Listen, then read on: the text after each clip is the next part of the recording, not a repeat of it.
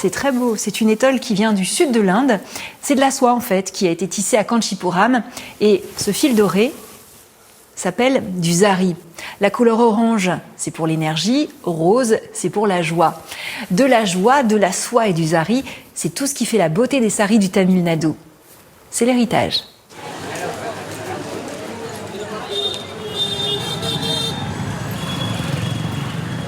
En pays tamoul, comme à travers toute l'Inde, la plupart des femmes portent un sari, cette longue bande de tissu sans couture, drapée autour du corps. Certains saris sont en coton, d'autres en nylon. Mais il en est un pour lequel des jeunes femmes traversent tout le pays. C'est le sari de soie de Kanchipuram. C'est dans cette ville du Tamil Nadu, dans le sud de l'Inde, qu'est né ce sari mythique. Et c'est ici uniquement qu'il reste fabriqué aujourd'hui. Des jeunes femmes de tout le pays et de tous les milieux sociaux viennent jusqu'ici en début d'année, pendant la saison considérée comme propice, pour acquérir la précieuse étoffe de soie tissée à la main, de 6 à 9 mètres de long. Dans ce pays où le mariage reste le plus souvent arrangé, et le rôle de l'épouse strictement codifié, le sari de soie de Kanchipuram est le cadeau offert à la mariée par sa belle famille et constitue le plus luxueux des vêtements de noces. It's really a very dream for every girl to be beautiful in her birthday. So if you wear this kind of sarees, you feel like a Roman princess. It's a blue gold with the silver mixed jari. We always choose red saree for birthday because it's an auspicious color of God Parvati. So we usually choose red color for the brides. Car porter le sari de soie de Kanchipuram, c'est bien plus que se vêtir d'une étoffe luxueuse. C'est s'approcher des rois qui ont forgé l'histoire du Tamil Nadu et même toucher au divin.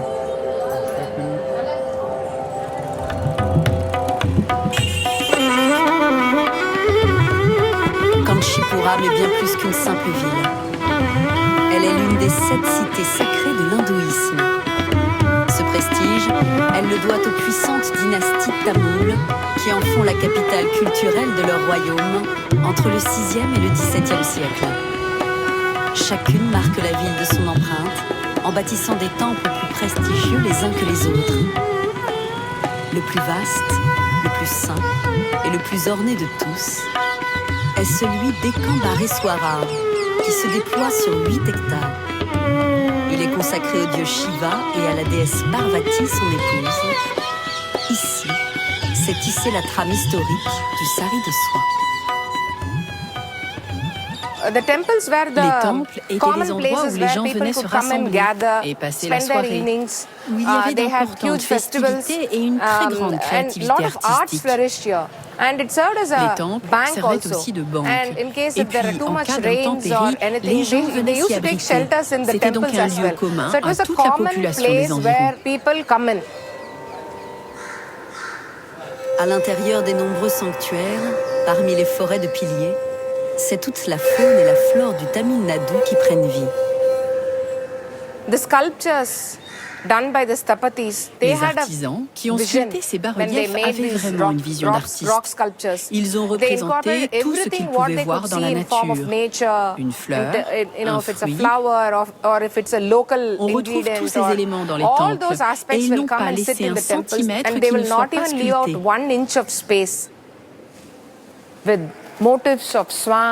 Il y a des cygnes, des fleurs. On peut même voir un éléphant ici et un cheval là-bas.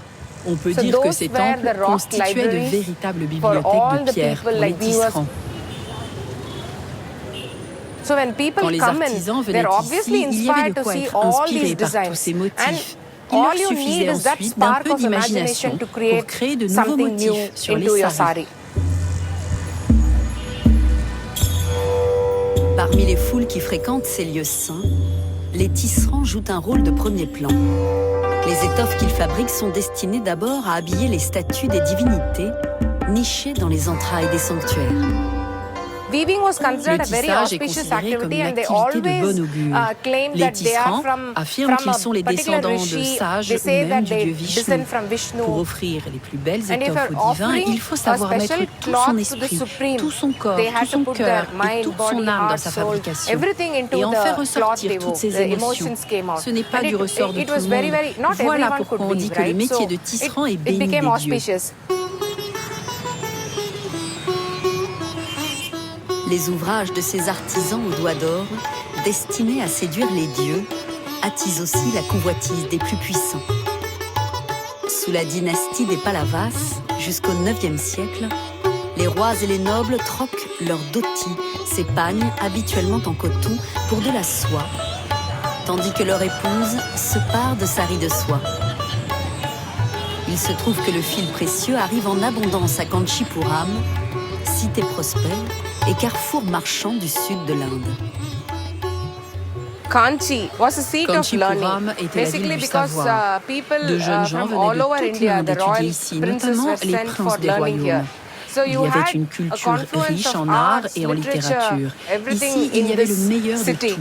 Et la ville attirait aussi les commerçants parce qu'elle se trouvait sur la route de la soie. La Chine était le plus grand fabricant de soie. Elle en faisait commerce avec les rois. Au départ, les Chinois en offraient en cadeau et ils recevaient du coton en échange. C'était du troc. Et puis c'est devenu un véritable commerce. C'est comme ça que la soie est arrivée ici. Plus tard, de nombreuses régions se sont mises à produire leur propre soie.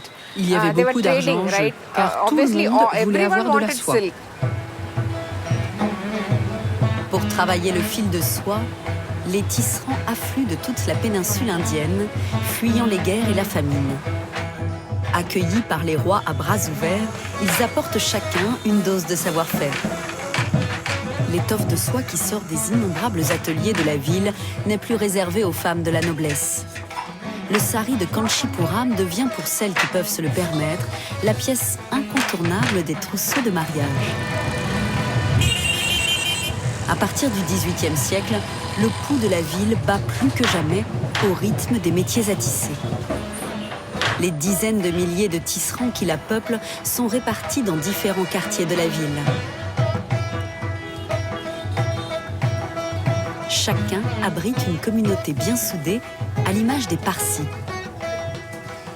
Venus du Gujarat, un état du nord-ouest de l'Inde, ils sont connus pour leur talent de tisserand, mais aussi de teinturier.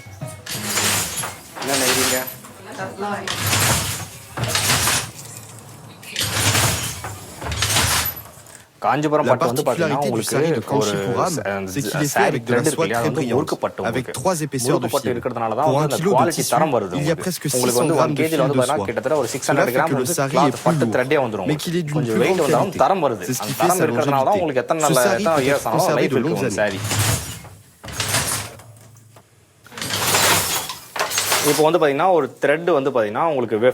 Ici, comme vous pouvez le voir, on alterne un fil de soie et un fil de zari. Ce qu'on appelle le zari, c'est un fil argenté ou doré. Un fil de zari est composé de 78% d'argent, de 2% d'or et pour le reste de soie. C'est ce qui lui donne son aspect brillant.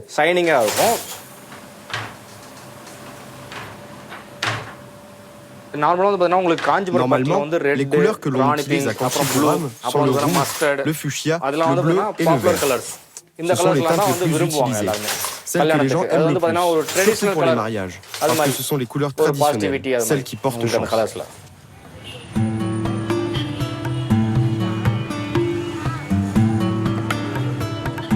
Mais cette belle mécanique se grippe avec l'installation des Britanniques à Chennai, l'ancienne Madras, au début du XIXe siècle. En plus de leur architecture et de leur mode de vie, c'est la morale victorienne que les colons viennent imposer ici. Ils s'avisent de régenter la façon de s'habiller et le port du sari, y compris celui en simple coton porté au quotidien.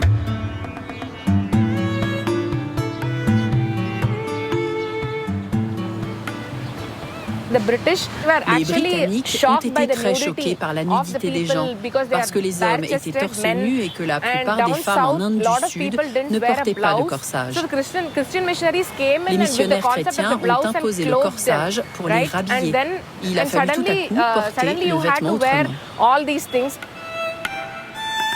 Pour être admises dans la bonne société britannique, les femmes des plus hautes castes, qui portent régulièrement le sari de soie, en viennent elles aussi à se conformer aux codes occidentaux. When the Victorian gowns came, Quand les robes what we victoriennes borrowed sont from them arrivées, were the on leur a lace trimmings in emprunté those les cols en beautiful dentelle et dresses les manches cloches, and the les bell-sleeved chemisiers longs ou long encore les blouses or jupons qu'on mettait corsets, par-dessus long ou blouses which au-dessous would go du sari. with the saris.